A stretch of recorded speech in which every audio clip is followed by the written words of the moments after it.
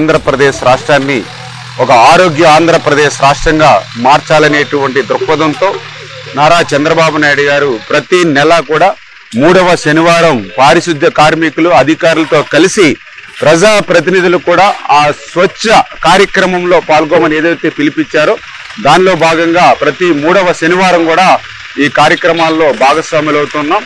అందులో భాగంగా ఈరోజు ఏదైతే మన పాలకొల్లు పట్టణ పరిధిలో ఉన్నటువంటి ఏదైతే త్రాగునీరు సాగునీరు అందించేటువంటి కాలువ మీద ఏ విధంగా అయితే వ్యర్థ పదార్థాలు ఏదైతే ఇష్టానురీతిన ఇక్కడ తిష్ట వేశాయో వాటన్నిటినీ కూడా ఈరోజు పారిశుద్ధ్య కార్మికులతో కలిసి పార పట్టి గుణపం పట్టి మరి ట్రాక్టర్ల మీద ఆ యొక్క ఎగుమతులు చేసి మరి ఇవన్నీ కూడా క్లీన్ అండ్ గ్రీన్ గా చేసేటువంటి ప్రక్రియలో భాగస్వాములయ్యాం. ఎందుకంటే ప్రతి వ్యక్తి కూడా ఆరోగ్యంగా ఉండాలి. ఆరోగ్యంగా ఉంటేనే తన పనులను తాను సక్రమంగా నిర్వర్తించగలుగుతాడు.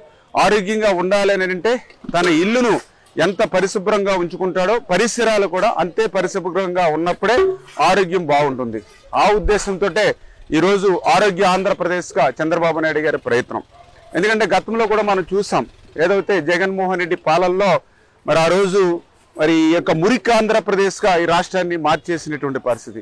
ఈరోజు మేము అధికారంలోకి వచ్చిన తర్వాత చూస్తే జగన్మోహన్ రెడ్డి వారసత్వంగా ఏమి ఇచ్చాడయ్యా అంటే 80 లక్షల మెట్రిక్ టన్నుల చెత్తను వారసత్వంగా జగన్మోహన్ రెడ్డి మాకు ఇచ్చినటువంటి పరిస్థితి.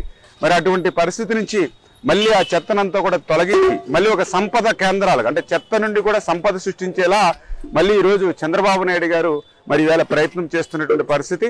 ఆ రోజు ఏదైతే చెత్త మీద కూడా పన్నేసి చెత్త పాలన ఇచ్చినటువంటి జగన్మోహన్ రెడ్డి పాలనకు ప్రజలు చరమగీతం పాడినట్లుగానే ఈ రోజు ఆ చెత్త పన్నును కూడా ఈ ప్రభుత్వం రద్దు చేసినటువంటి విషయాన్ని కూడా ఈ సందర్భంగా గుర్తు చేస్తూ భవిష్యత్తులో కూడా మరి అందరూ కూడా ఒక పట్టుదలతో ఒక కృషితో మళ్ళీ ఒక స్వచ్ఛ ఆంధ్రప్రదేశ్, ఒక ఆరోగ్య ఆంధ్రప్రదేశ్ లక్ష్యంగానే మేమందరం కూడా పనిచేస్తామని చెప్పి తెలియజేస్తాం.